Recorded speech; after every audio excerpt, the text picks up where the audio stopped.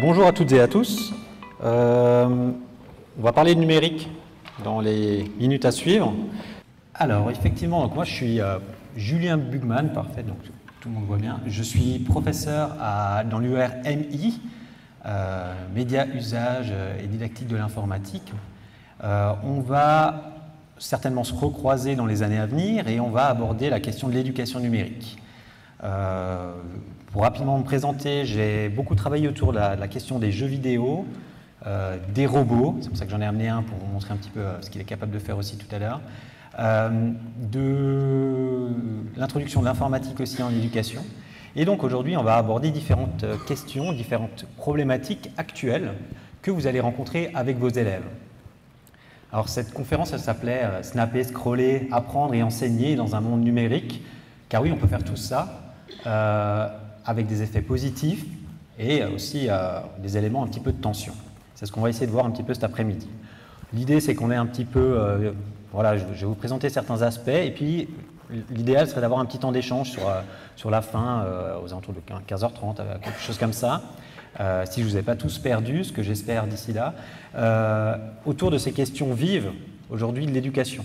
Comment est-ce qu'on évolue dans un monde de plus en plus numérique, dans lequel vous aussi avez baigné depuis des années, et c'est quelque chose, on va s'en rendre compte, en tout cas l'idée est là derrière, c'est quelque chose qui représente vraiment un défi pour vous, un défi pour l'éducation et un défi pour les élèves que vous allez rencontrer dans les années à venir.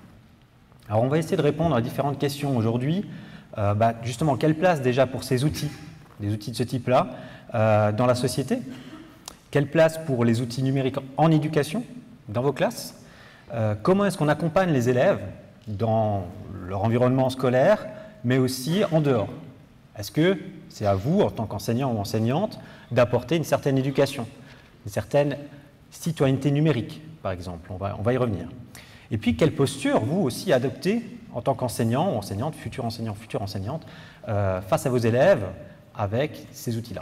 Est-ce que je peux les utiliser? Qu'est-ce que je peux faire? Sur quoi je dois être vigilant ou vigilante? Donc tous ces aspects-là, on va essayer de voir ça. L'idée, c'est un petit peu de gérer le numérique dans notre quotidien et puis un petit peu notre vie de citoyen numérique. Justement, où est-ce qu'on en est aujourd'hui? Qu'est-ce que c'est que ce numérique? Qu'est-ce qu'il représente pour nous, pour les élèves dans le quotidien? Alors il y a beaucoup de questions, beaucoup de peurs, beaucoup de fantasmes autour du numérique. Vous avez peut-être déjà vu ces différentes vidéos, enfin, notamment celle d'en bas à droite, qui est un des derniers robots qui a été créé au niveau des impressions du visage. On va de plus en plus loin, il y a de plus en plus d'éléments qui peuvent être perturbants, et le monde avance, les outils se développent, et puis je pense que personne dans la salle aujourd'hui ne connaît pas l'un ou enfin presque tous ces visuels. Qui est sur un réseau social? Non, on va la faire à l'envers. Qui n'est pas sur un réseau social dans la salle? Du tout. Ok, bon après ça peut être déstabilisant de lever la main, il y a peut-être un ou deux, mais du coup vous n'osez pas. Mais enfin voilà, en tout cas on se rend compte qu'on est toutes et tous exposés à ces outils-là. Que ce soit pour jouer, pour travailler, peut-être que certains... Est-ce qu'il y en a qui utilisent les réseaux sociaux pour leur métier ou futur métier d'enseignant ou enseignante? Ouais, là-bas, il y en a quelques-uns, ok. On va voir après qu'il y a des possibilités, ok, il y a un certain nombre de personnes, vous allez voir que c'est une option qui est tout à fait envisageable. Et donc, on utilise ces outils-là pour la socialisation, pour les rencontres, pour beaucoup de choses, tout passe par ces outils. Et dans vos classes, quel est le profil aujourd'hui des élèves que vous allez rencontrer? Alors, il y a des études qui sont souvent sur les élèves un peu plus âgés, parce qu'on sait toutes et tous qu'avant 13 ans, personne n'est sur les réseaux sociaux. N'est-ce pas? Donc à 6-7 ans, si on regarde un petit peu, il y a 25% des élèves qui possèdent leur téléphone mobile ou smartphone. Donc 25%. Un élève sur 4 qui va avoir un portable entre les mains. On va voir qu'ils n'ont pas forcément toutes et tous une connexion Internet, mais en tout cas ils ont un smartphone.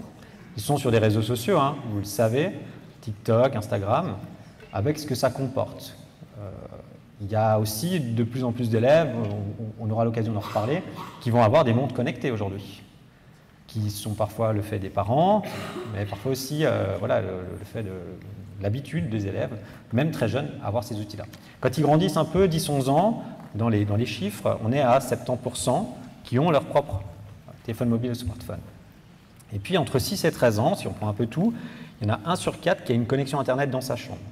Donc voilà, c'était peut-être aussi votre cas. C'est des éléments qui sont à prendre en compte, à connaître par rapport aux élèves. Quand on regarde l'activité qu'ont les jeunes élèves en Suisse, on se rend compte que c'est le téléphone portable qui est le média privilégié, c'est-à-dire que c'est là-dessus qu'on va chercher de l'information, qu'on va se divertir, qu'on va aussi accessoirement appeler ou envoyer des messages. Et puis on se rend compte que près de 80% l'utilisent de temps en temps. Il l'utilisait pour différentes fonctions. Hein, voilà, je vous les passe, mes montres, jouer, écouter de la musique, communiquer aussi, appeler parfois. Mais voilà, donc on se rend compte que c'est des outils qui sont très présents. En Europe, les activités qui sont privilégiées, là c'est toujours des éléments d'études qui sont sortis dans les deux dernières années. La majeure partie du temps sur Internet, on regarde des vidéos, on écoute de la musique, on utilise aussi beaucoup les réseaux sociaux. On échange des messages sur les réseaux sociaux également, on joue en ligne, et puis on l'utilise pour les travaux scolaires ou les devoirs à la maison. 53%, mais ça a le mérite d'exister et d'être là. En Suisse, quelles sont les tendances aujourd'hui? Ça, c'est l'étude James qui la révèle sur les années entre 2018 et 2020. On se rend compte qu'il y a vraiment une utilisation renforcée. Il y a de plus en plus de numérique, et puis ce qui s'est passé depuis 2 ans renforce un petit peu ces éléments-là. Et puis le temps d'utilisation a augmenté tout le temps, hein, en semaine, donc le soir, quand vos élèves ils rentreront chez eux, ils utiliseront ces outils-là. Le week-end également, même si c'est moins une surprise, avec les différentes fonctions que j'ai présentées tout à l'heure. Et puis les réseaux sociaux préférés sont Instagram, Snapchat ou aussi donc TikTok. C'est peut-être un peu petit, mais 3/4 des jeunes ont un profil sur TikTok en 2020, ils étaient 40% en 2018. Vous voyez comment ça évolue en 2 ans. Et puis, 90% des jeunes sont inscrits en 2020 sur Instagram et Snapchat. Donc 2 comptes à chaque fois, quoi qu'il arrive. C'est quand même extrêmement élevé. On voit ici les réseaux sociaux les plus utilisés. On voit que c'est Instagram et Snapchat. Il y a à chaque fois plus de 93% des jeunes qui sont sur ces réseaux sociaux. Ceux qui sont sur les réseaux sociaux sont majoritairement sur Instagram, Snapchat, TikTok. Facebook est bien descendu, c'est passé de mode. Twitter aussi, mais pour lequel on peut avoir un usage différent. Mais on se rend compte qu'il y a vraiment une forte présence sur ces outils-là. Et puis pareil pour les... ça c'est pour les différentes tranches d'âge, mais de toute façon vous aurez accès à ces visuels. Mais ce qui est intéressant de voir, c'est que les petites barres du haut, c'est les plus jeunes, hein, et puis plus ça descend, plus on est âgé, donc de 12-13 ans à 18-19 ans. Voilà, Facebook, c'est clairement encore le truc des 18-19 ans. Et puis par contre, on voit que Instagram, Snapchat, TikTok, c'est vraiment à chaque fois quasiment les plus jeunes qui sont dessus. Qu'est-ce qui se passe quand on est exposé sur ces réseaux? Vous le savez, hein, vous êtes toutes et tous sur les réseaux sociaux, vous savez à quoi on peut être exposé et à quoi peuvent être exposés des élèves, jeunes élèves. Les contenus dits problématiques, par exemple des aspects de violence, de drogue, de haine, c'est quand même plus les ados 15-16, on va dire, qui vont être exposés. Des représentations à caractère sexuel aussi beaucoup, des contacts avec des inconnus, des aspects de violation de la sphère privée aussi, qu'on retrouve, qui sont très souvent présents, des éléments de discrimination, des aspects de grooming, donc pour obtenir des informations alors qu'on ne voulait pas les donner. Voilà, donc tous ces éléments-là peuvent être présents. Donc majoritairement, c'est quand même des contenus dits problématiques, mais c'est quand même un peu fourre-tout dans cet aspect-là. Est-ce qu'il y a un impact sur la santé mentale de ces outils-là? Par exemple, les réseaux sociaux, il y a des études qui montrent qu'effectivement, il y a un impact sur la santé mentale quand on est dans les extrêmes. Ne vous inquiétez pas, quand on est dans les extrêmes. C'est-à-dire que ceux qui consultent très peu, qui sont très peu présents, et ceux qui sont extrêmement présents, il y a des répercussions justement sur leur vie de tous les jours, et ils ont vraiment un degré de satisfaction de vie qui est moins important. On est dans les extrêmes. Mais je vous rassure, il y a aussi des effets positifs, on va en parler tout à l'heure. Une des questions qu'on peut se poser du coup, mais c'est pourquoi est-ce qu'on est tant accro? Est-ce que, voilà, je pense que vous en êtes conscient, c'est pas juste parce que ça m'amuse, que voilà, j'ai envie de faire des choses, c'est aussi parce que les créateurs, les gestionnaires de réseaux sociaux font tout pour que nous soyons accros. Il y a une logique, c'est de maintenir notre attention. Et ça, c'est un mot-clé extrêmement important qu'on retrouvera en formation à la HEP, c'est l'attention, l'économie de l'attention. parce que votre attention a une valeur extrêmement forte, notre attention et l'attention des élèves également, tout au long de leur parcours. C'est ce qu'on appelle effectivement donc l'économie de l'attention, qui sont mis en avant par un chercheur qui s'appelle Yves Citon. Et l'idée, c'est que ces entreprises-là, elles se rémunèrent, elles sont gratuites pour vous, si vous ne prenez pas les options, pour certains cas premium ou des choses comme ça, parce que voilà, c'est notre attention qui rapporte de l'argent à ces entreprises. Ça, vous le savez, les données sont vendues à des tiers, et puis ensuite, on peut avancer, et eux gagnent de l'argent de cette manière. Donc l'idée, c'est que plus vous serez ou plus les élèves seront présents sur ces outils-là, plus ces entreprises vont grandir et puis plus elles vont vous proposer des services qui seront déjà aussi individualisés parce qu'on vous connaîtra de mieux en mieux. Mais c'est comme ça que ça fonctionne et c'est comme ça que que c'est mis en place pour vous maintenir un petit peu et vous rendre un petit peu accro en quelque sorte. Et ça a des conséquences. Est-ce que vous avez déjà entendu parler de nomophobie? Je pense que peut-être que certains d'entre vous sont nomophobes dans la salle. C'est quand vous n'arrivez plus à vous passer de votre smartphone. La nomophobie. Là, je vous sors des grands termes, mais l'idée c'est de voir un petit peu que il commence à mettre un petit peu en place des éléments. Il y a aussi le snubbing. Ça ne vous arrive jamais, surtout pas à l'HEP. La consultation du téléphone pendant un moment collectif. Repas, réunion, vous voyez que c'est un petit mix du fait de snobber et du téléphone. Donc ça c'est le snubbing. Et puis il y a aussi l'atasagoraphobie.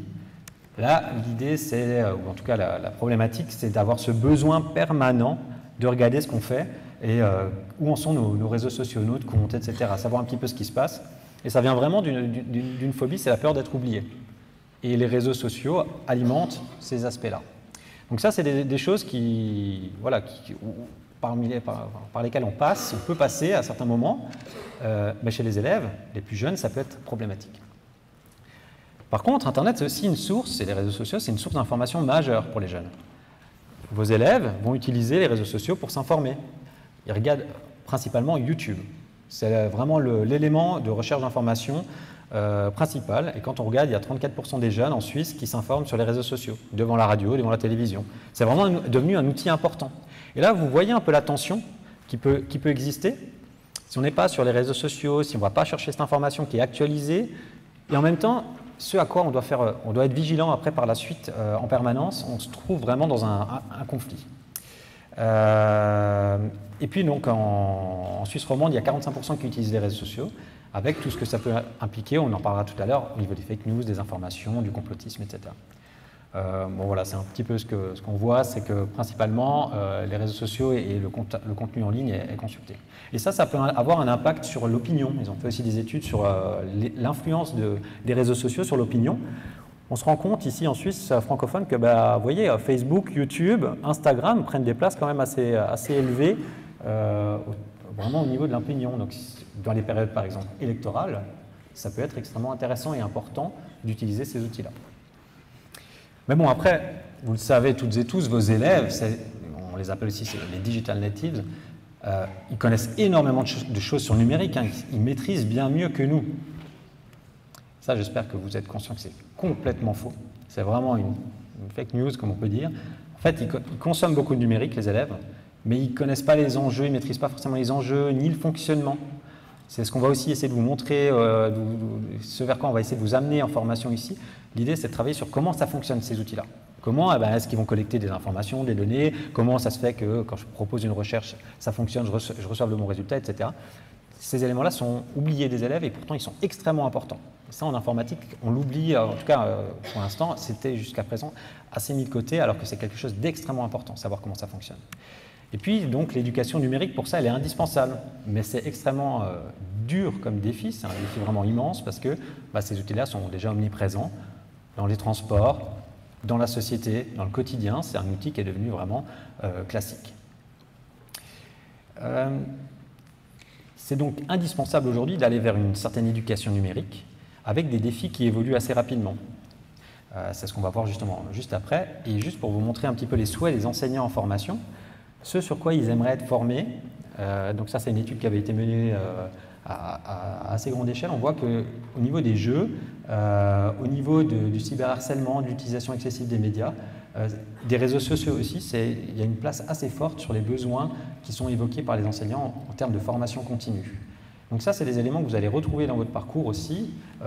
Comment est-ce que je peux utiliser les jeux vidéo? Comment est-ce que je peux éduquer mes élèves à ce que c'est le cyberharcèlement? Comment les aider à s'en prémunir? Tous ces aspects-là, on va essayer de les voir aussi dans votre parcours à la HEP.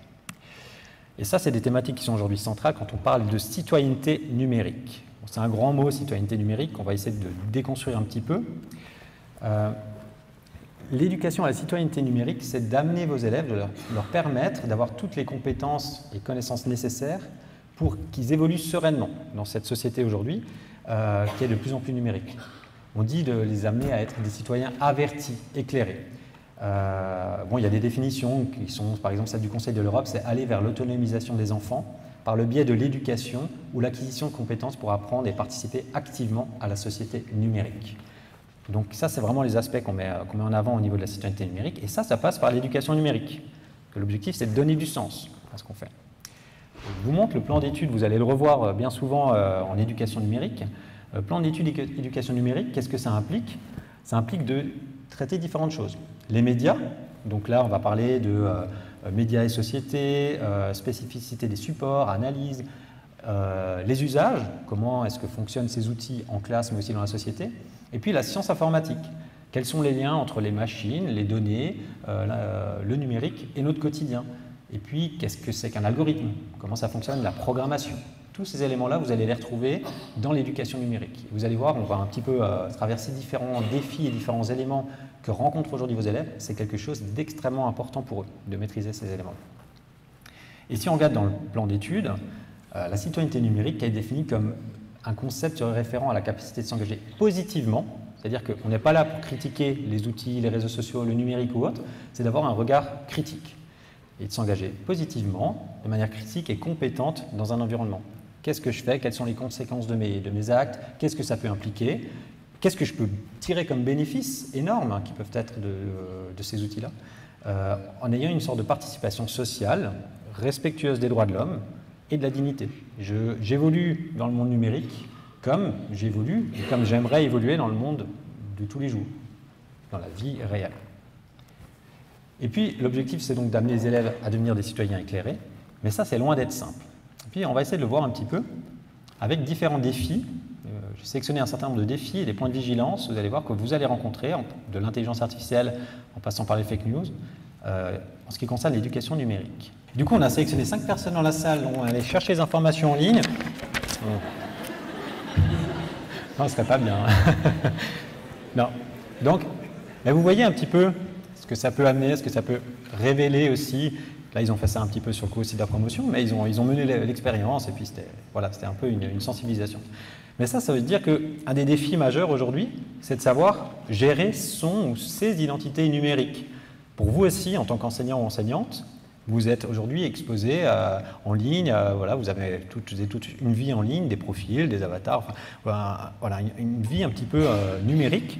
Et en fait, ce que ça implique, c'est qu'on laisse beaucoup de traces aujourd'hui en permanence. Hein. Vous utilisez votre smartphone, vous laissez des traces, vous consommez, vous faites des photos, vous likez quelque chose, ce qui est devenu banal, quotidien, a certaines implications dans notre vie de tous les jours. Et ça, pour les élèves aussi, ça peut aussi avoir une certaine implication et ça dit beaucoup de choses sur nous. Ces traces, elles ont beaucoup de sources. Hein. Ça peut être des achats, des opinions que vous allez exposer, des éléments de réseau, des personnes avec qui vous êtes connectés, etc. Tout ça, ça va un peu définir votre expérience en ligne, votre identité, ce qu'on appelle l'identité numérique. Et ça, on connaît trop peu le fonctionnement. Alors, vous avez déjà toutes et tous été confrontés aux cookies, hein, que vous êtes contraints à chaque fois de refuser, d'accepter, de refuser, vous acceptez parce qu'il faut aller vite, parce qu'il faut se dépêcher, mais ça a une implication. Pourquoi on utilise ces outils-là? À quoi ça sert? C'est ça qui est important. Que ça existe, on le sait, on y est exposé. Mais ce que ça renferme derrière, c'est ça qui est important. Est-ce que c'est utile, c'est grave? Oui, c'est utile, les cookies. Hein. À la base, c'est quelque chose qui est extrêmement important. Je vous montre un petit exemple après, mais quand vous faites vos achats en ligne ou comme ça conserve un élément dans votre panier, ça vous reconnaît. Vous choisissez une langue sur un site internet, c'est grâce aux cookies que ça fonctionne. Par contre, effectivement, si on le détourne, on peut utiliser ça d'une certaine manière. Donc c'est quoi l'identité numérique? Je me réfère de nouveau au plan d'études, mais c'est un lien technologique entre une entité réelle, personne, vous, moi, les élèves, et des entités virtuelles, ça ou ces représentations numériques. Qu'est-ce que vous êtes dans la vie numérique? Et en fait, voilà, ça nous renvoie à traces numériques, mais les traces, prenez juste les éléments en blanc, c'est l'ensemble d'informations sur l'activité ou l'identité de ces utilisateurs. Vous avez toutes et tous une trace numérique. Vous avez certainement toutes et tous une sorte de trace sur Facebook, par exemple, même si vous n'y êtes pas. Parce que Facebook, avec les adresses IP, arrive à récupérer, grâce aux cookies, un certain nombre d'informations. Tous ces éléments-là sont en fait à connaître parce que ça peut avoir des implications. Donc cette trace, voilà, c'est ce que je vous disais, elle peut être créée consciemment.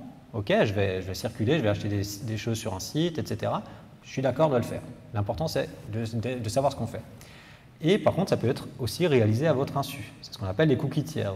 Typiquement, vous avez un compte sur Facebook, Twitter, Instagram, peu importe. Vous allez sur un autre site, il y a des accords entre les différents sites. Twitter ou Facebook ou un autre réseau social va récupérer ces informations-là pour en fait établir votre profil et ils sauront sur quel site vous êtes allé. Sans que vous soyez connecté ou que vous ayez la page Facebook ouverte, que vous ayez liké quoi que ce soit, il y a des renvois entre les différents sites. Donc c'est pour ça qu'on parle de traces conscientes ou inconscientes. Ce n'est pas pour vous faire peur ou autre, l'idée c'est de savoir ça. Et si vos élèves savent ça dès le début, c'est extrêmement important, ça va leur permettre d'évoluer sereinement et en pleine conscience dans l'univers plus tard. Et puis voilà, ce qui est important, c'est ce que je vous disais avant, quand elles sont regroupées, traitées, combinées, ces informations, elles peuvent être extrêmement importantes pour certaines personnes. Imaginez, je vous donne l'exemple juste après, mais imaginez que vous alliez, je vais vous l'afficher, tac, je vous l'affiche après. Imaginez que vous allez sur un site médical ou autre, c'est des informations qui sont collectées, vous allez faire sur des sites de paris ou autres en ligne, c'est des informations qui sont collectées. Celui qui l'utilise, une banque par exemple, ça peut être extrêmement intéressant en termes d'assurance. Voilà, l'idée c'est ça là derrière. Mais donc ces cookies, ils sont bien utiles comme je le disais avant, ils vont conserver des traces, ils vont savoir sur quel site vous vous rendez, ça va accélérer la navigation, mais ça va permettre de connaître un petit peu mieux, voilà, c'est pour ça que quand vous allez vous chercher des vacances je ne sais où, tout à coup on vous propose quelque chose. Il y a des éléments, des moyens de déconnecter un petit peu ce pistage, on va le voir un petit peu tout à l'heure. Et donc le problème il est là. On remet en question tout un fonctionnement qui nous est utile. Et on va utiliser Internet, les réseaux sociaux, on va profiter des bienfaits de Google Maps ou autres, mais on va laisser des traces. C'est un outil formidable de savoir quand on arrive, quelle route prendre, etc. Mais on laisse des traces. Je suis d'accord de le faire, mais je sais ce que ça implique. En formation, justement, on va essayer de vous sensibiliser aux questions d'identité, au croisement des données, la géolocalisation, les montres connectées.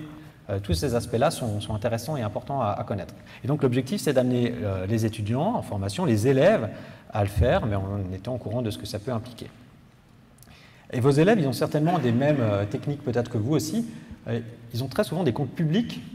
Voilà, pour les élèves, quand on leur demande, ils me disent « moi j'ai un compte public pour le professeur, pour mes parents, puis j'ai mon compte privé ou mes comptes privés, où là je vais un peu me lâcher ».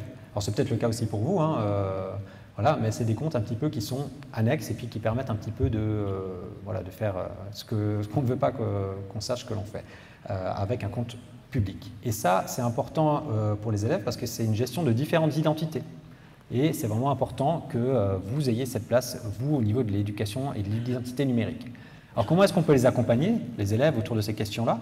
Déjà, il y a des kits qui existent, je vous mettrai les ressources, vous inquiétez pas, vous les aurez. Il y a des kits pédagogiques qui sont connus, qui permettent un petit peu de travailler sur les écrans, qu'est-ce que ça implique, quelles activités existent, quelles ressources, mais aussi comment, par exemple, utiliser, supprimer une photo d'un réseau social, quel âge un enfant peut-il regarder un écran. Tous ces aspects-là peuvent exister et sont disponibles sur certains sites que je vous mettrai en ligne.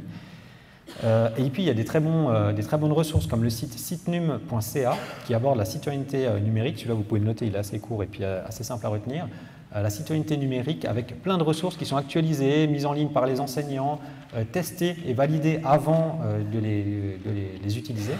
Donc ça c'est vraiment un super élément. On va aborder justement tous les éléments positifs et les risques par rapport à ces écrans, à ce numérique. Puis il y a naturellement tout ce que vous allez faire à la HEP au long de votre parcours, où on traverse tous ces éléments-là. Et donc quand on parle de profil, on aborde la question des données et la protection des données.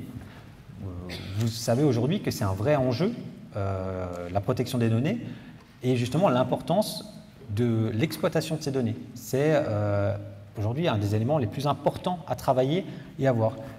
Par exemple, c'est quoi ça, selon vous? Allez-y, comme ça à la volée, parce que je suis sûr qu'on n'a pas du tout la même lecture de ça. C'est quoi? Allez-y. Ouais, ok. C'est quoi encore? GPS, montre pour le sport, c'est quoi encore? Ouais, c'est le monde connecté. Mais donc, ça implique, qu'est-ce qu'on peut faire avec ça? Ouais, fréquence cardiaque, ok. Calendrier. Qu'est-ce qu'on peut encore faire? Appel, avoir un coach. Pardon? Les pas, voilà, compter les pas. On est encore dans des éléments. SOS, ouais, exact. Si on tombe, maintenant on a des montres qui se révèlent, enfin qui appellent les secours. Donc c'est un élément aussi de secours. C'est quoi encore? Est-ce qu'il y a une autre Pardon? Ça donne l'heure, exact. Alors vous avez une version évoluée. Parce que...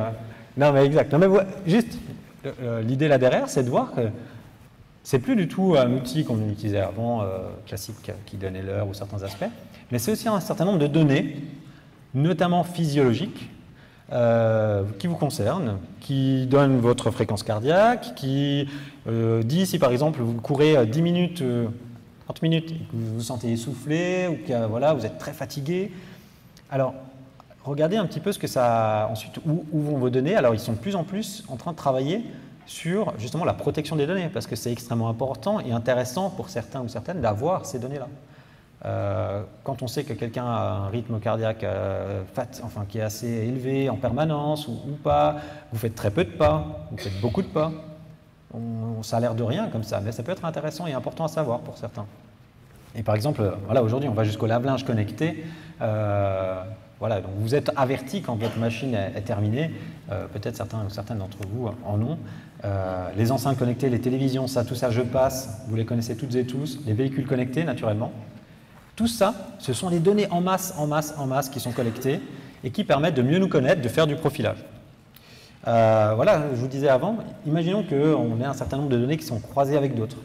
Les lieux fréquentés, vous achetez en grande surface, vous allez dans les bars, vous allez dans les restaurants, vos habitudes alimentaires, vous avez un réfrigérateur connecté, vous connaissez votre repas, les applications, des données qui sont liées à votre activité physique, ou même à l'absence de données, si vous ne faites pas de sport, vos recherches sur Internet, tout ça, ça peut être des informations qui sont extrêmement données.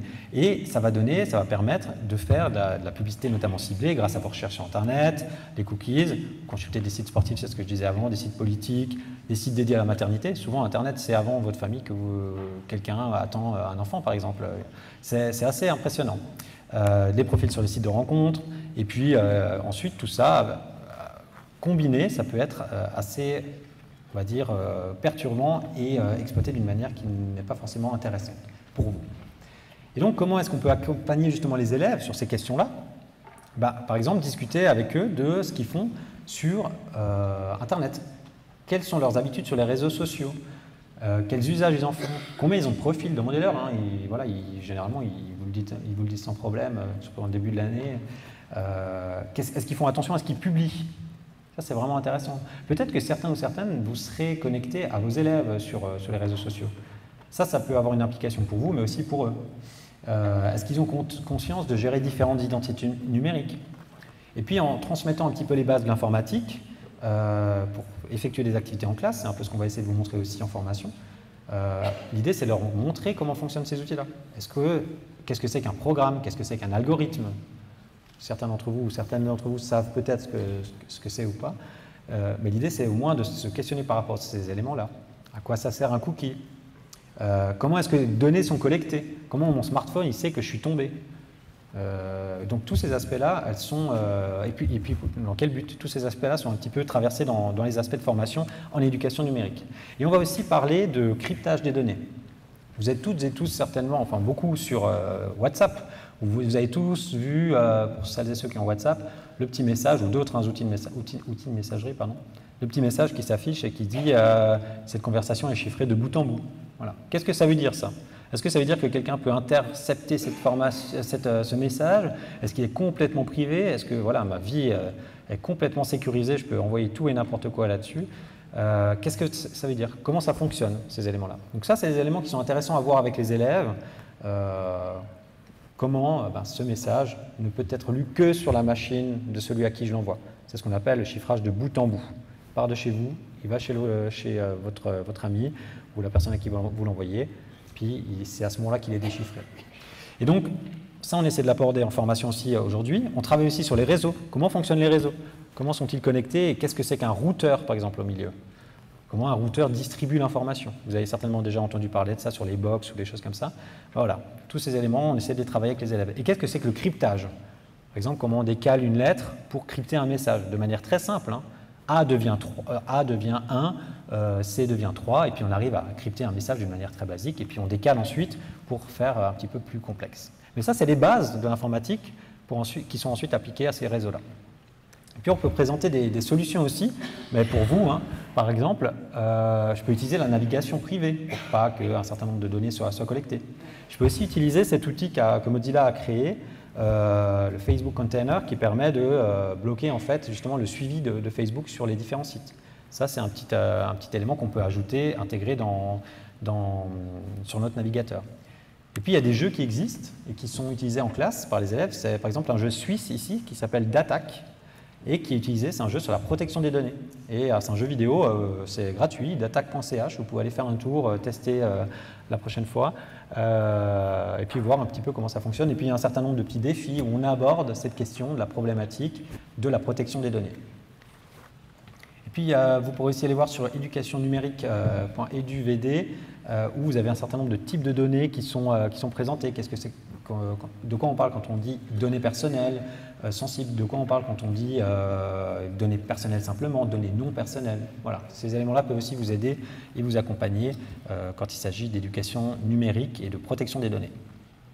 Et puis on se prépare aussi, donc là c'était pour les aspects collecte des données, information, identité numérique, on se prépare aussi à évoluer dans un monde avec des outils de plus en plus complexes. On l'a vu, la montre, elle est pas mal, elle est sympa. Mais quand on se retrouve avec des outils de plus en plus perfectionnés, qui parfois nous ressemblent, et puis des robots qui sont justement de plus en plus liés à notre activité humaine. À gauche, c'est un robot médical qui va permettre un robot chirurgien, en quelque sorte, qui va permettre de faire des opérations. À droite, c'est un robot militaire. Boston Dynamics, vous avez certainement déjà vu un robot qui ressemble à un chien.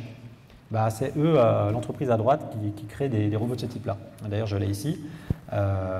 Ces robots-là, avant, je vous ai mis Nao, mais il y a Pepper, qui est en quelque sorte son grand frère, qui a été créé par la même entreprise, ou encore les robots de téléprésence. Ces robots-là, ils sont de plus en plus présents. Les robots comme Nao ou Pepper, vous les retrouvez dans des lieux publics, dans des écoles. Donc ces éléments-là sont présents. Comment est-ce que j'aborde ces outils-là? Comment est-ce que j'interagis avec ces machines? Ça, c'est des questions extrêmement importantes. Quand on parle à un robot, on ne parle pas de la même manière qu'à un être humain. Ça paraît évident, mais il y a certaines techniques qui permettent de mieux échanger avec ces machines. Alors à l'école, c'est plutôt ça aujourd'hui, mais ça évolue.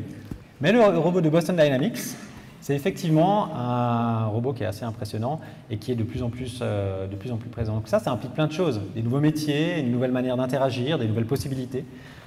Et aujourd'hui en classe, on a plutôt des robots de ce type-là qui vont vous permettre de travailler différents aspects de la programmation, de la robotique, qu'est-ce que c'est qu'un capteur, comment ça fonctionne.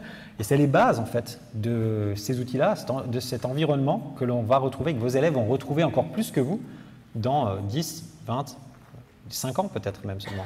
Donc c'est vraiment important d'aborder ces éléments avec eux. Comment est-ce qu'on les accompagne justement? Vous allez avoir la possibilité d'expérimenter. Est-ce qu'il y en a qui ont déjà programmé des robots? Ici? Oui? Ok. Des robots de quel type? Timio, ok. Très bien. Donc c'est des robots que vous découvrirez et que vous rencontrerez aussi en formation et en classe. Des robots, vous allez apprendre à les programmer, à comprendre pourquoi ils s'arrêtent. En fait, vous allez voir qu'entre un Nao, un Timio, un Bluebot, il y a des éléments d'algorithme, de programme derrière qui sont communs et qui vous permettent de mieux comprendre et qui vont vous permettre d'enseigner ça à vos élèves et de leur faire comprendre comment fonctionnent ces machines. Et de savoir comment une Tesla repère les objets derrière, devant, est capable de me dire ma charge, etc., de batterie et tout. C'est extrêmement important et intéressant parce que ça permet justement de savoir quelle information est pertinente et comment aller chercher, comment aller trouver, comment est-ce qu'on arrive à comprendre et à maîtriser un petit peu le fonctionnement d'une machine. Avec les élèves, par exemple, vous allez aussi pouvoir avoir des petites activités, on va vous en présenter. Mais par exemple, pour dessiner des robots, comparer des productions de robots que vos élèves pourraient dessiner. Alors là, c'est un exemple, mais je peux vous assurer que près de 100% des élèves dessinent des robots humanoïdes. Si un jour vous faites une activité autour des robots avec vos élèves, vous leur demandez de dessiner un robot, ils vont vous faire un robot humanoïde. Alors que la majorité des robots qu'on retrouve dans notre quotidien, ce n'est pas encore ça, hein. Vous le savez, il y a plein d'étapes avant le robot humanoïde, mais pourtant il y a un imaginaire qui est extrêmement fort et extrêmement marquant par rapport à ces outils-là. Très bien, mais discutons-en avec les élèves. Donc l'idée, c'est de faire des liens avec l'objet du quotidien. Je vous parlais avant du radar de recul d'un véhicule. Il y a des élèves, ou vous avez peut-être un robot tondeuse. Comment ça marche? Un capteur, qu'est-ce que c'est? Pourquoi il repère le mur, il ne fonce pas, il n'écrase pas la patte du chat? Enfin voilà, tous ces aspects-là, ils sont vraiment intéressants à maîtriser. On peut aussi imaginer un robot, les différentes fonctions d'un robot, le dessiner, et puis imaginer qu'est-ce qu'il pourrait faire. Et là, on fait travailler la créativité. On travaille sur ce que c'est comme capteur. Moi, la dernière fois, il y avait un élève qui a fait un robot qui coupait du bois. Voilà. Donc, il a imaginé tout le robot, la manière dont il allait couper du bois. C'était un élève de 2P. Et alors, il travaillait sur, voilà, mon robot, il va faire ça, ça, ça. Il doit avancer pour aller chercher encore du bois et le couper. Enfin, c'est vraiment intéressant et super. Et c'est extrêmement important. Pourquoi? Parce que je vous ai présenté des robots qui ne sont pas forcément dans le quotidien ou des machines voilà, par exemple, le gros robot qui dansait avant de Boston Dynamics, vous ne l'aurez pas demain dans la rue. Alors Kayla, elle est magnifique. Hein, je suis en train de voir chez Google que vous êtes en train de chercher sur Amazon ou ailleurs un petit achat de Kayla. Kayla, c'est une poupée qui a été retirée de la vente au bout de quelques mois parce qu'ils se sont rendus compte que toutes les données collectées, en fait, n'étaient pas du tout sécurisées. Vous avez vu, à un moment, elle dit « Ah, ta couleur préférée, c'est le violet, etc. » En fait, elle a enregistré un certain nombre d'informations et puis elle était capable de les restituer et de les enregistrer, de les mettre en mémoire. Mais en fait, ils ont retiré la poupée de la vente. Vous voyez que c'est des enfants qui jouent vraiment avec. Tout était non sécurisé. Donc, on pouvait, par exemple, enregistrer le texte, tout ce qui était dit à la machine. Là, il n'y a pas de vidéo, mais on peut imaginer qu'il y ait un robot ou une machine de ce type-là qui enregistre l'image, enfin voilà. Elle a été retirée de la vente assez rapidement, mais ça, c'est des éléments extrêmement importants à connaître, parce que les élèves se retrouvent confrontés à ces outils-là. Et ils connaissent beaucoup de choses, aux élèves, sur ces robots et sur ces machines. Et puis, on met aussi un focus particulier en formation sur les robots à destination d'élèves à besoins particuliers. Par exemple, le robot Nao, il est utilisé assez régulièrement auprès d'élèves atteints de troubles du spectre de l'autisme, parce qu'il n'a pas ce regard qui peut être considéré comme un jugement de la part de l'être humain pour ces élèves et qui est extrêmement difficile à porter. Et donc, il permet d'améliorer les interactions. Les élèves lui parlent assez simplement, assez librement. Et puis, il y a tout un programme qu'on met en place, notamment ici à la HEP avec un projet autour de ces aspects-là. Et c'est vraiment quelque chose qui est révélateur. Il y a énormément d'établissements qui s'investissent là-dedans. C'est assez troublant avec ces machines-là. Et puis, c'est pas le seul, il y en a plein d'autres qui abordent la robotique comme un moyen thérapeutique pour aider les élèves qui ont des difficultés. Les élèves aussi qui ont des troubles d'apprentissage, qui vont s'investir pour arriver à programmer un robot de ce type-là. Et c'est assez bluffant, l'engouement, l'engagement avec une machine comme ça. Donc, on a vu un petit peu les données, l'information, les machines. Maintenant, on parle beaucoup de numérique, d'informatique et autres, mais on va quand même un petit peu aborder l'éthique et puis les aspects de consommation.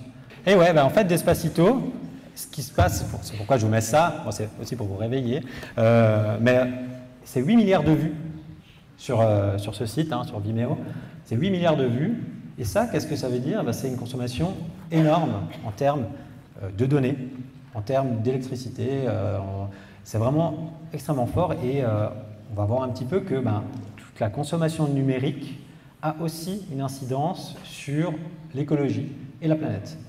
Donc on a des actes, et je vous parlais d'éthique avant, on a des usages qui amènent un certain nombre de répercussions.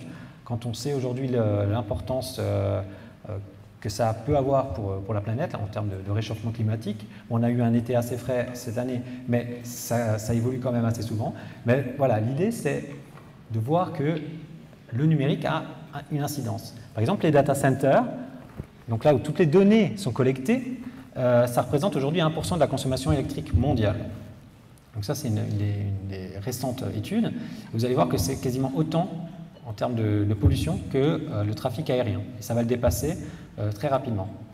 Il y a de plus en plus de données, on l'a vu tout à l'heure, sur n'importe quel support, hein, outil, toutes les informations sont traitées, sont mises dans des data centers, et puis ça a un impact, ce numérique. Vous voyez que le trafic aérien, il est évalué à peu près à 2,4% en émissions de gaz à effet de serre. Ben, le numérique, c'est 4%, et on va sur les 8% dans quelques années. Donc tout ce qu'on fait, tout ce qu'on consomme en numérique, ça a un impact et une incidence aussi pour la planète. Et ça, c'est vraiment important quand on sait que ce qui est consommé avec le numérique, c'est principalement de la vidéo. Vous savez que c'est assez lourd à consommer une vidéo, mais c'est 80% des flux de données mondiaux aujourd'hui, c'est de la vidéo. Et puis notamment de la vidéo en ligne à la demande, YouTube, Netflix, etc. Tout ça, c'est stocké dans des centres de données. Et donc par exemple, le Chili, c'est l'équivalent, ou en tout cas les émissions de gaz à effet de serre de tout ce qui est vidéo à la demande, c'est l'équivalent de ce qui est consommé au Chili.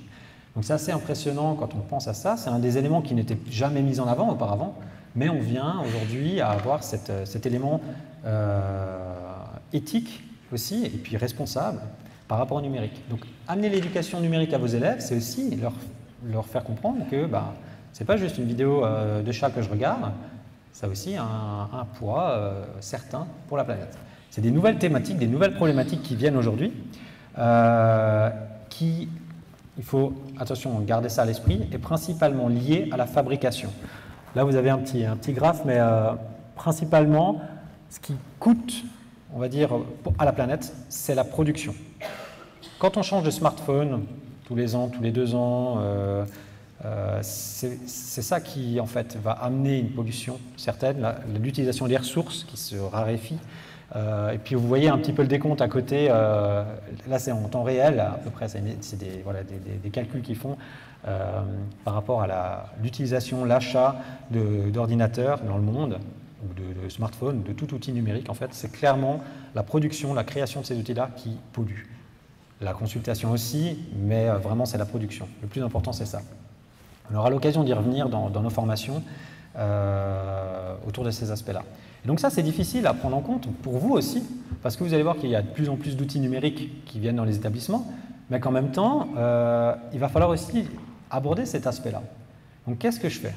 Comment est-ce que je fais? J'arrête de regarder des vidéos de chats, enfin voilà, qu'est-ce que je fais pour avoir une sorte de comportement responsable? Essayez de vous dire que voilà, tout ce que vous appliquez dans votre vie de tous les jours, peut-être que vous prenez plus les transports en commun, peut-être que voilà, vous avez un certain nombre, vous prenez votre vélo, en fait, avec le numérique, ça pourrait s'appliquer aussi. Et il y a plein de questions qui se soulèvent autour de cette consommation par rapport à ces aspects-là. Donc le numérique, c'est pas juste quelque chose qu'on met de côté, l'éducation numérique, et voilà, on l'utilise tous les jours, et ça a des implications sur notre vie quotidienne. Donc c'est assez intéressant. Comment est-ce qu'on peut aborder ça justement avec les élèves? Alors on peut parler de ce que font les entreprises. Ah oui, allez voir une fois sur Facebook où toutes les grandes entreprises aujourd'hui, elles ont toutes pris un virage écologique. Il y a partout un aspect, je crois que je vous l'ai mis ici, voilà. Ça c'est des éléments qui sont mis en place par les grandes entreprises. Par exemple, Microsoft a fait un centre de données immergé, donc ils l'ont coulé sous l'eau, dans la mer, pour que ce soit froid, ça refroidisse et que ce ne soit pas l'utilisation en fait, de ressources pour rafraîchir les serveurs. Et puis chaque site aujourd'hui propose, en fait, mettre en avant une dimension écologique, et notamment le fait d'arriver à 2030, zéro consommation carbone pour ces entreprises-là. Donc avec les élèves, ce qu'on peut faire, c'est aborder les aspects de durabilité. Qu'est-ce que c'est que la durabilité? Comment est-ce qu'on peut réduire un certain nombre d'usages? Est-ce que peut-être que dans quelques années, tout ne sera plus faisable, ou peut-être qu'il faudra faire des choix? Je ne sais pas, mais en tout cas, quand on voit l'augmentation exponentielle, c'est ça qui est impressionnant, c'est exponentiel. C'est-à-dire que les vidéos, la consommation, l'utilisation, c'est exponentiel. Tout est connecté, donc forcément, il y a plus de données qui sont collectées. Et ça, c'est conservé. Le cloud, pensez au cloud, c'est des données qui sont collectées, elles ne sont pas mises de côté, elles ne bougent plus. Hein. Il faut réchauffer, enfin, il faut maintenir les serveurs en état de fonctionnement, il faut refroidir, enfin voilà. Et donc, c'est une activité on peut faire des activités, par exemple, de classement de l'activité la plus polluante à la moins polluante. Est-ce que de faire un voyage Lausanne-Genève en voiture, c'est plus polluant que de regarder 1 heure ou 2 heures de streaming sur Netflix? Et pour certains cas, ça se joue à très peu de choses. Mais ça, on y reviendra en formation aussi. Il y a la fresque du numérique aussi. Vous pouvez aller jeter un œil. Ils proposent des formations, dans le canton aussi, je crois qu'ils en proposent, sur voilà, la manière dont on peut aborder les enjeux environnementaux liés au numérique. C'est vraiment bien fait, il vous propose toute une formation et puis vous repartez, je crois, avec un kit pour aller le tester en classe, etc. Donc, et ça, c'est aussi dans le plan d'éducation numérique. Hein. Dans le projet d'éducation numérique, vous avez des éléments de ce type-là. Donc comprendre quelle est l'importance, comment est-ce qu'on peut créer, et puis on travaille sur tout un jeu autour de ces aspects-là. Et puis aussi dans le canton, il y a les défis durabilité qui avaient été mis en place l'année dernière. Et voilà, l'idée c'était de mettre en place voilà, des activités, des actions autour d'un numérique responsable. Donc il y a tout des petits jeux qui sont proposés, mais il y a de plus en plus de choses qui sont mises en place autour de ces aspects-là. Donc c'est un des enjeux aujourd'hui, un des défis majeurs, c'est de se dire, bon ben voilà, il va y avoir du numérique dans les classes, mes élèves consomment du numérique, je consomme du numérique, mais attention, parce que ça peut avoir un impact autour des questions liées à l'environnement. Un autre défi, ça va être d'accepter un petit peu l'évolution culturelle, mais là je pense qu'on on parle un petit peu le même langage. Par exemple, à l'époque, la pratique des jeux vidéo était extrêmement décriée. Aujourd'hui, en éducation en tout cas, hein, bon, et même dans la vie de tous les jours, aujourd'hui ça devient un élément extrêmement intéressant et utile qui pourrait être exploité dans les classes. Alors on est passé d'éléments comme ça, hein, il y en a certains ou certaines peut-être qui connaissent un certain nombre de ces consoles. Donc on avait juste ça auparavant. Premier jeu qui a été créé. Alors, il y a Pong et puis il y a Tennis for Two. Jeu vidéo qui a été créé, vous voyez, 1958. C'est pas tout jeune, hein. C'est ce qui est considéré comme étant le premier jeu vidéo. Hein. Mais aujourd'hui, on a plutôt ça. Minecraft, e-sport. Peut-être que certains ou certaines d'entre vous font partie d'équipes de e-sport, ici. Bah ça, vos élèves, c'est leur quotidien. Vous aussi peut-être. Hein. Mais il y a un investissement qui est de plus en plus fort et marqué dans les jeux vidéo aujourd'hui. Il faut tirer parti de ces aspects-là. C'est extrêmement important justement de s'approprier ces éléments-là parce que c'est l'industrie culturelle au monde aujourd'hui numéro 1. Devant le cinéma, devant la musique. Et puis par exemple, le jeu vidéo Destiny que vous connaissez peut-être, c'est plus de coûts que Avatar. C'est beaucoup plus cher. Est-ce que vous connaissez, on va faire un petit test, est-ce que vous connaissez le jeu suisse le plus célèbre? Alors, est-ce que quelqu'un a déjà entendu parler? Un jeu dans le top 5 des jeux vidéo les plus vendus, oui? Non. Non, non. Pas le solitaire, pas World of Warcraft. Un autre. Un jeu créé à Zurich, qui est dans le top 5, je crois, annuel à chaque fois, des jeux vidéo les plus vendus au monde. Je vous le mets.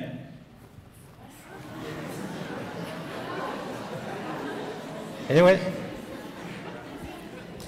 Alors il y en a qui se disent, ah bah oui c'est vrai que je le connaissais, mais je ne savais pas que c'était forcément en Suisse ou voilà. Il y en a qui se disent, mais c'est quoi ce jeu? Et ce jeu, il est dans le top 5. Ou cette année, je n'ai pas regardé, là 2022, mais moi c'est les sorties là, mais en tout cas c'est un des jeux les plus connus au monde. Il y a des compétitions de e-sport qui sont effectuées. Alors si vous voulez aller voir la compétition de e-sport de Farming Simulator, c'est exceptionnel. Mais c'est génial, hein? Alors c'est assez impressionnant de voir tous ces aspects-là, mais c'est la culture aujourd'hui numéro 1. Et c'est ça qui est important. Parce qu'aujourd'hui, ça a changé la pratique du jeu vidéo. Ben, vous le savez, peut-être que certains d'entre vous vont sur Twitch. Twitch, c'est une plateforme, pour celles et ceux qui ne connaissent pas, plateforme de diffusion en direct. Alors c'était partie du jeu vidéo, mais il y a un peu de tout. Mais en gros, on va discuter autour de différents jeux. Il y en a qui jouent et qui discutent voilà, des jeux vidéo. Bah ça, vos élèves, il y en a plein qui vont avoir des comptes sur Twitch. Et vos élèves, ils jouent déjà aux jeux vidéo. Hein. Alors peut-être les 1P, vous verrez, mais en tout cas, c'est vraiment une culture aujourd'hui qui est omniprésente. Alors comment est-ce qu'on fait? Qu'est-ce qu'on fait avec les élèves pour les accompagner? Est-ce qu'on leur dit, bon ben, touche pas à ces jeux, etc. Non, l'idée, c'est de les accompagner.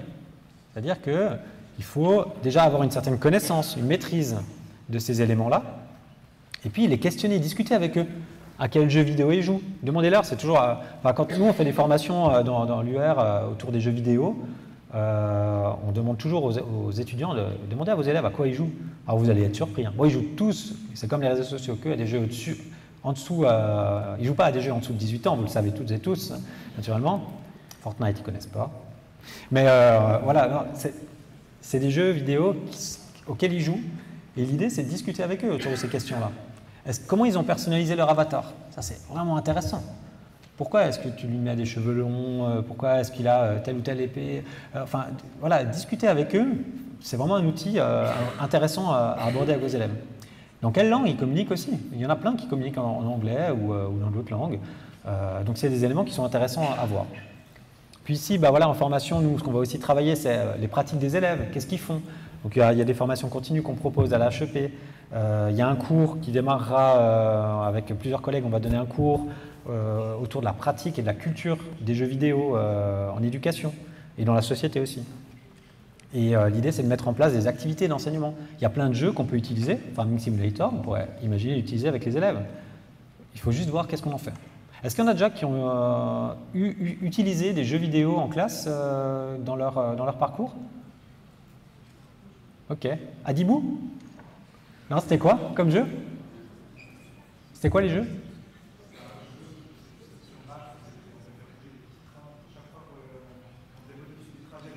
Ouais. Ok, ah super, bah, très bien, ouais. Et donc il y a de plus en plus de jeux qui sont utilisés, mais maintenant on utilise aussi de plus en plus des jeux vidéo commerciaux, genre Minecraft. Donc Minecraft, on peut l'utiliser en classe. C'est un outil vraiment intéressant. Et puis on peut travailler aussi sur les normes PEGI. Hein. Voilà, vous le savez, les jeux vidéo sont pour certains interdits à un certain âge. On peut aussi travailler sur ces aspects un petit peu de sensibilisation. Mais surtout accompagner les élèves. C'est ça qui est vraiment intéressant dans votre parcours avec les élèves en classe. Un autre défi, on a vu les jeux vidéo, c'est d'aborder une démarche réflexive et critique autour de l'éducation de l'information et aussi de la communication. Par exemple, alors quand on parle de démarche réflexive, qu'est-ce que ça veut dire? C'est prendre du recul sur les faits et les informations qu'on va consulter, voir, etc. Là, vous me voyez venir, hein, naturellement. Dans ce monde, aujourd'hui, on parle du monde de l'information, parce que l'information, elle est partout, on est en permanence connecté, on a de l'information, des notifications tout le temps. Donc, avoir une démarche réflexive, c'est pas facile, mais c'est important. Par exemple, qu'est-ce qu'on peut faire avec les élèves? Interroger la dimension sociale un petit peu. Par exemple, l'idée, c'est de se dire qu'il n'y a pas que Google qui existe. Qui utilise autre chose que Google comme moteur de recherche, à la main levée, à peu près pour un ordre d'idée? Ok. Pas mal. Il y a pas mal de moteurs de recherche, on va le voir tout à l'heure. Et puis aussi, s'intéresser à la dimension technique et ce qui se passe derrière un moteur de recherche quand vous faites une recherche. Parce que c'est important, ça va vous permettre de gagner du temps, ça va permettre à vos élèves de faire les bons choix. Tout ça, c'est vraiment intéressant et important. Et puis, savoir comment évaluer la pertinence de différentes ressources. Pourquoi cette ressource-là, cette vidéo, cette photo est fausse? Pourquoi elle est vraie? Vous allez voir qu'après, c'est difficile de savoir ce qui est vrai et faux aujourd'hui. Travailler sur la crédibilité de la source. Voilà, s'assurer qu'un site est fiable, que l'information est valide. Travailler le droit d'auteur aussi. Qu'est-ce que je peux prendre comme image? C'est aussi ça l'éducation numérique. Ça, c'est des choses peut-être que vous connaissez un peu plus parce qu'on l'a déjà traversé. Mais aussi, comment citer ses sources? Comment est-ce que je peux faire? Sur une source, sur la fiabilité d'une source, qui est l'auteur d'un site? Voilà, qui est l'auteur? Est-ce qu'il est connu? Comment est-ce que est-ce que je sais que son information est pertinente, cohérente? Quels sont ses objectifs? Est-ce qu'il veut me vendre quelque chose? Est-ce qu'il veut que je change d'opinion par rapport à tel ou tel élément? Est-ce qu'il y a des fautes sur le site? Est-ce qu'on trouve facilement de l'information? Est-ce que les mentions légales sont visibles, etc., présentes? Tous ces aspects de fiabilité et puis de validation de l'information. On verra tout ça aussi en formation certainement à différents moments, mais voilà, est-ce que l'auteur est reconnu dans ce domaine-là? Est-ce que je peux me fier à ce qu'il dit? Est-ce que j'arrive à croiser l'information? Est-ce que les images elles sont liées à une thématique? Voilà, par exemple, vous pouvez utiliser la recherche d'images inversées sur Google Images. Je ne sais pas si vous connaissez cette fonction, mais vous pouvez inverser. Dans Google Images, vous avez recherché par image. Vous prenez une photo, vous ne savez pas d'où elle vient, vous ne savez pas qui l'a faite. Vous retrouvez, vous pouvez retrouver qui c'est sur la photo, par exemple, mais vous pouvez retrouver aussi d'où elle vient. Et donc, citer, par exemple, une source que vous n'auriez pas. Et vous assurer que cette photo soit plus ou moins fiable. Donc ça, c'est dans Google Images. C'est un outil, une fonctionnalité qui est assez peu connue, mais qui est extrêmement intéressante. Et donc, comment est-ce qu'on accompagne les élèves? Je vous le disais, par exemple, travailler sur les moteurs de recherche, aussi faire la distinction de navigateur et moteur de recherche. Ce n'est pas la même chose, Google et Firefox. Cette distinction, elle est quand même souvent, oubliés, il y a beaucoup d'élèves qui se mélangent, et puis leur présenter des moteurs de recherche différents. Peut-être que voilà, ceux qui n'utilisent pas Google utilisent peut-être Ecosia, qui permet de planter des arbres, en quelque sorte, hein, mais un certain nombre de recherches, il y a un financement qui va pour planter des arbres. Kiddle, c'est une nouveauté de Google qui a créé une version pour enfants. Alors, super, une version pour enfants de Google, mais c'est aussi un élément de fidélisation, un élément d'utilisation. Donc, ça se trouve, un enfant utilisera Kiddle toute son enfance, puis il basculera sur Google, et il sera tellement habitué qu'il y a aussi ces aspects-là derrière. Mais en tout cas, l'idée, c'est de savoir qu'il y a d'autres choses qui existent. DuckDuckGo, qui là, justement, ne conserve pas de traces de votre passage. Mais par contre, si vous allez chercher boulangerie juste à côté ou quoi que ce soit, vous n'aurez pas parce que ça ne va pas vous localiser. Voilà, Quant Junior. Alors, Quant Junior, c'est dans les classes. C'est un outil qui est reconnu et officiellement toléré et utilisé, en fait, encouragé dans les classes. Quant Junior, c'est un moteur de recherche qui est adapté aux plus jeunes et que vous pourrez utiliser en classe librement, sans souci, par rapport aux risques qu'on pourrait avoir quand ils font une recherche sur Google, etc. De toute façon, Google est bloqué, mais Quant Junior vous permet en fait de faire des recherches et de faire des recherches à vos élèves en toute sécurité. Donc voilà, il y a différents outils qui existent et qui cherchent différemment. Pourquoi est-ce que la recherche qui est proposée sur Quant Junior est exclusivement ciblée sur les plus jeunes? Pourquoi DuckDuckGo ne me localise pas ici? Voilà, tous ces aspects-là. Pourquoi j'ai des liens sponsorisés sur certains et pas d'autres? Qu'est-ce qui est adapté à mes élèves? C'est des questions qu'il faut se poser. Et puis aussi tous ces aspects-là un peu plus techniques sur les sites. Quand vous allez sur un site, le S qui permet de voir que le protocole est sécurisé. Enfin voilà. Donc là, vous pouvez aller librement sur le site de la HEP, aucun problème. Et le petit cadenas, etc. Et puis vous pouvez aussi proposer des activités autour des fake news. Là, il y a deux petits sites, vous ne verrez pas les liens en bas, mais je vous les donnerai, qui vous permettent de créer des fake news. Donc, en gros, on rentre le titre, on met l'histoire, ce qu'on veut mettre, puis les élèves créent leurs propres fake news. Et donc, en gros, ils peuvent s'inventer plein d'histoires, mais tout ça, après, on peut discuter avec eux, travailler sur ces aspects-là. Donc ça, c'est deux ressources assez intéressantes qui permettent de créer les fake news. Et puis, on peut même s'appuyer sur des livres, des petits livres qui permettent de travailler. Donc là, il y en a un sur les jeux vidéo. Le Pau Pau t'es mort, là-haut. Il y a le troll ça pue, on n'a pas allumé la télé, 8 millions de followers, le monde selon Walden, Clicky, ils ont toute une série Clicky. Donc là c'est sur le crack des réseaux. Donc c'est des éléments qui peuvent être utilisés, des livres, voilà, pour aborder la question de l'éducation numérique. Quand on parle de numérique, on ne fait pas que de l'écran, hein, du tout, du tout.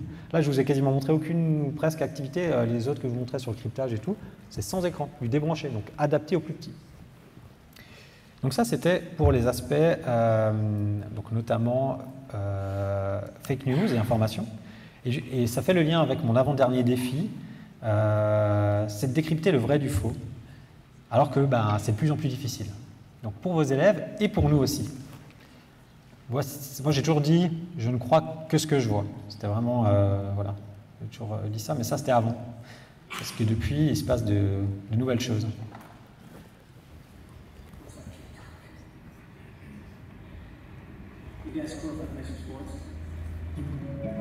Vous le reconnaissez?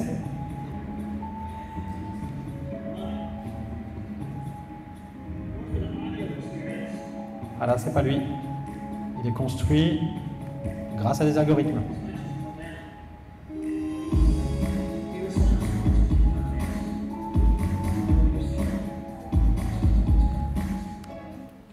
Autre exemple, donc ça c'était justement un beau petit exemple bien fait. Et puis regardez maintenant, cette personne n'existe pas.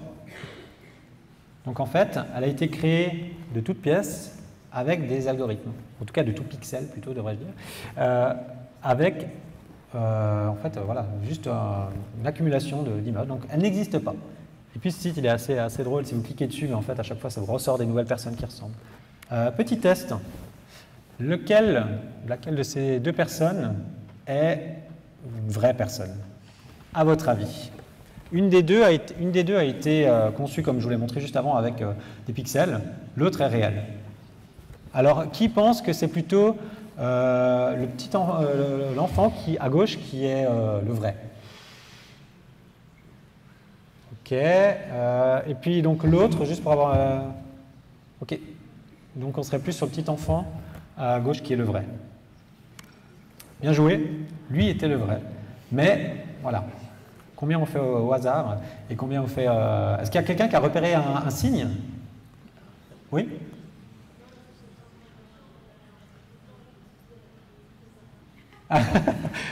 Elle était un peu trop parfaite, c'est ça?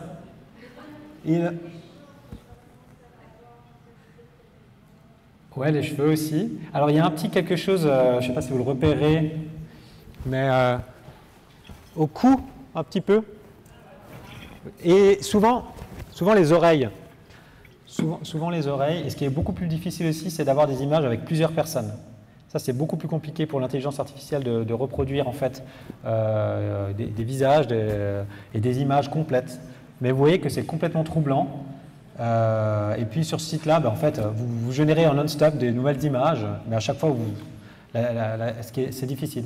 Après, ce qui peut servir, c'est les yeux.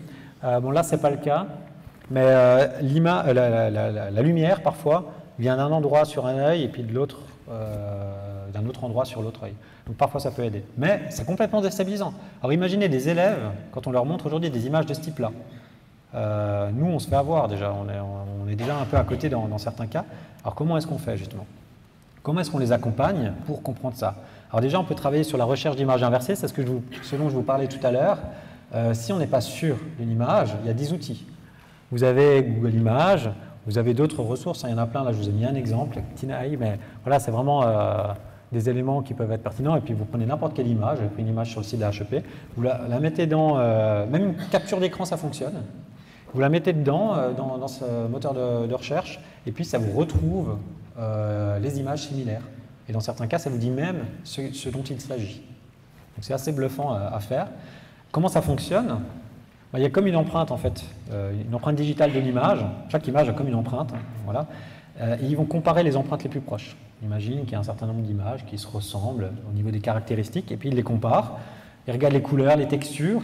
Ils vont stocker l'image, la comparer, et puis de là, ils regardent l'image la plus proche, et ils arrivent à vous ressortir exactement la même image. Vous voyez le résultat à droite, j'ai rentré l'image à HEP, on se rend compte qu'il me ressortent beaucoup d'images qui sont assez identiques et assez similaires. Mais vous avez, et puis vous retombez direct aussi sur l'image, c'est assez bluffant. On travaille aussi sur la composition d'une image. Vous le savez, une photo, c'est un certain nombre de pixels. Ça, c'est une activité qui est faite avec les tout petits. C'est comment est-ce que je fais pour reproduire une image.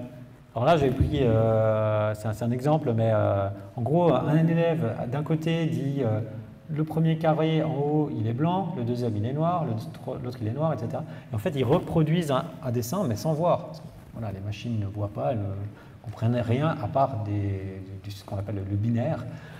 Et donc, 1, 0 et aussi noir-blanc pour simplifier avec les élèves. Donc, ils arrivent à reproduire une image et à se dire, ah ben, on transmet de l'information comme ça, juste avec 2 symboles. Et c'est comme ça un petit peu qu'on travaille sur la composition d'une image et du coup, comment on peut les détourner, parce que chaque pixel peut être détourné. Puis on peut aussi faire des activités en classe sur l'intelligence artificielle. Ça, c'est des choses qu'on aborde aussi dans les ateliers disciplinaires, en informatique aussi, sur ces éléments autour de l'intelligence artificielle et du fonctionnement de ces machines-là. Ça, c'est un jeu où, en gros, il faut essayer de reconnaître quel est le singe qui mord, parce qu'on va donner un certain nombre de caractéristiques. Alors, celui qui mord, il a un œil fermé. Bon, là, c'est pas exactement, on ne le repérera pas là, mais il a les dents dehors, il a un œil fermé, etc. Et en fait, au fur et à mesure, on arrive à faire apprendre un petit peu et comprendre quel est le bon singe, en tout cas celui qui mord et celui lequel il ne faut pas s'approcher. Puis d'autres jeux qui existent, ça c'est une autre ressource sur l'intelligence artificielle. On a des jeux aujourd'hui pour les tout petits qui abordent la question de l'intelligence artificielle. Vos élèves, ils sont confrontés déjà certainement à ces éléments d'intelligence artificielle.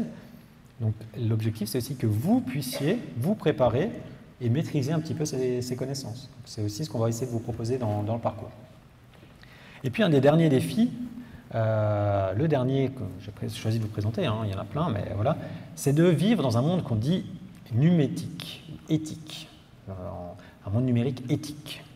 Parce qu'on peut utiliser Internet, les réseaux sociaux, mais on peut le faire d'une manière un peu différente, ouverte. Vous avez peut-être déjà entendu parler de logiciels libres. Peut-être que certains d'entre vous rejettent certaines grandes entreprises et utilisent des outils ouverts, participatifs, qui sont créés par des passionnés et qui sont justement proposés à tout le monde gratuitement. Donc c'est un peu ça l'idée, c'est de voir comment est-ce qu'on peut vivre aussi dans un monde numérique un peu dit ouvert, participatif, respectueux, créatif aussi, parce qu'on peut créer des choses. Vous avez peut-être déjà entendu parler des licences Creative Commons, donc qui permettent de partager une œuvre. Vous faites un dessin, vous allez le donner, vous allez le mettre en ligne, quelqu'un vient, vous prend, ou alors une ressource pédagogique, quelqu'un vient, vous la prend, la donne à ses élèves, et puis elle circule, elle va sur Internet, etc. Votre travail, il n'est pas reconnu. Vous pouvez protéger votre travail. Ça, c'est quelque chose dont on parlera aussi, par exemple, dans l'atelier disciplinaire ou en formation dans les différentes années que vous allez traverser. Vous allez pouvoir proposer des choses, mais les protéger en quelque sorte et dire « moi, je veux bien partager, il n'y a pas de souci, mais je veux être cité ou je ne veux pas que ce soit modifié ». Ça, c'est faisable. Hein. Il y a juste, c'est sur ce site-là, sur les Creative Commons, où vous allez pouvoir en fait partager, dire je veux le partager, je veux gagner de l'argent, je veux que ce soit, on va dire, comme des dommages si on le réutilise, etc., etc. Et vous avez un certain nombre de combinaisons qui vous permettent de mettre à disposition des autres, soit gratuitement, soit en étant rémunéré, soit en empêchant la reproduction ou la modification, etc. Toute œuvre, un dessin, une ressource pédagogique, une fiche de séquence, enfin voilà. Donc, on peut partager, on peut utiliser, on peut être des acteurs du numérique aujourd'hui. On peut donc s'intéresser au logiciel libre, LibreOffice, par exemple, vous connaissez certainement, vous avez déjà certainement dû entendre parler. C'est des éléments qui vous permettent d'utiliser un logiciel gratuitement. C'est des éléments qui sont ouverts. Donc, Frama Libre, il y a toute une banque de ressources ici avec des outils gratuits. C'est aussi l'exemple, ça c'est GitHub, c'est des éléments, là je vous donne juste l'information, c'est des éléments de création de logiciels par exemple. Donc il y en a qui créent des logiciels et qui les partagent gratuitement et chacun peut aller chercher le code. Donc c'est un numérique vraiment nouveau et ouvert. Et puis ça concerne aussi la recherche. Aujourd'hui il y a de la recherche scientifique autour des questions d'éducation par exemple qui sont dites ouvertes. Donc on partage des publications qui sont généralement payantes de manière gratuite et qui sont ouvertes, partageables à tout le monde. C'est un nouveau monde un petit peu qui s'ouvre dans le milieu numérique. Et par exemple, au niveau de l'éducation, est-ce que vous avez déjà entendu parler de la digitale? Ça vous dit quelque chose? Il faut quand même que je vous montre juste ça. Tac. La digitale, c'est en fait la possibilité d'avoir des services, des outils gratuits pour l'éducation. Donc là, ici, vous allez pouvoir en fait avoir différents éléments. Voilà, avec, par exemple, générer des codes QR en classe. Quand vous voulez générer des codes QR gratuitement, vous avez cet outil-là. Vous pouvez créer des liens raccourcis. Ah tiens, je veux montrer ce lien à mes élèves, comment je raccourcis le lien? Je vais vite là-dessus, puis je l'utilise, hop, puis je mets mon lien, et puis je vais avoir la possibilité voilà, d'avoir un lien raccourci. Donc il y a plein de petits éléments qui sont mis à disposition dans la digitale et qui vous permettent d'utiliser librement, gratuitement cette ressource. Et du coup de les utiliser en classe. Donc voilà, l'idée c'est d'éveiller les consciences, de permettre du coup aux élèves, aux utilisateurs de partager et d'aller vers ce qu'on appelle un petit peu un monde numétique. Dernière petite chose, avant qu'on vous laisse un petit temps pour des questions, qu'est-ce que ça veut dire pour vous aujourd'hui d'évoluer dans cet univers en fait numérique? Qu'est-ce que ça implique? Parce que vous êtes présent sur les réseaux sociaux, vous êtes peut-être au contact ami avec des élèves qui vous suivent peut-être, des parents d'élèves, des amis, des parents d'élèves, ça pourrait arriver. Mais donc vous êtes potentiellement visible un petit peu aussi. Donc ça a aussi des implications sur votre consommation, votre production en ligne. Et peut-être que vous vous êtes posé la question, comment est-ce que je vais gérer ma présence en ligne sur les réseaux sociaux? J'aimerais bien savoir après si vous vous êtes posé cette question-là au moment d'entrer à la HEP à un moment, est-ce que vous vous êtes dit, tiens, maintenant, potentiellement, je vais être au contact de beaucoup de personnes, au contact d'élèves, est-ce que ça peut avoir une influence? Juste savoir si vous vous êtes posé la question. Peut-être que vous aussi, voilà, vous êtes posé cette question, vous êtes une sorte de conflit moral très délicat. Ça peut être pas facile, en fait, hein, de mettre tout ça à côté, parce que tout le monde utilise les outils numériques, les politiques, les journalistes, c'est un outil d'information, on l'a vu. Vous allez être enseignant ou enseignante. Comment je fais? C'est pas facile, hein? Pas facile. Il y a différentes choses. Ce qui est important déjà, c'est l'usage. On va avoir des réseaux sociaux. Moi, je l'ai toujours trouvé mignon, ce petit chat. Mais voilà, l'idée, c'est de se dire, voilà, comment est-ce que je publie? Je vais peut-être pouvoir proposer des activités scolaires. Je vais pouvoir proposer le travail de mes élèves aussi. Je vais peut-être faire part de mon quotidien, d'enseignant ou d'enseignante. Il y a plein d'enseignants et d'enseignantes qu'on peut suivre sur les réseaux. Je vais communiquer sur mes difficultés dans le métier, par exemple, ce qui peut permettre aussi de se créer une communauté, d'intégrer une communauté d'enseignants ou d'enseignantes. Il y a plein de comptes classes, par exemple sur Twitter, qui peuvent exister, où on présente les activités qu'on a faites avec les élèves. Sur TikTok, peut-être que vous suivez des influenceurs ou influenceuses du numérique, de l'éducation, pardon, sur TikTok. Il y a plein de possibilités ici, donc elle c'est le français, mais si vous allez voir les comptes, la compte ici, vous en avez en histoire, en maths, enfin, il y a énormément d'influenceurs aujourd'hui et d'influenceuses qui utilisent ces outils-là. Alors pourquoi pas justement s'appuyer là-dessus et s'inspirer, se créer un réseau et même proposer des éléments aux élèves. Sur Instagram, c'est pareil, on a de plus en plus de possibilités de proposer des productions ou autres. Puis on peut aussi travailler avec les élèves sur la création d'activités autour des fake news et des réseaux sociaux. Ça, c'est un petit outil qui permet de simuler en fait un post. Donc en gros, vous pouvez utiliser Twitter, Snapchat, Facebook, et en fait, ils reproduisent les codes de ces outils-là.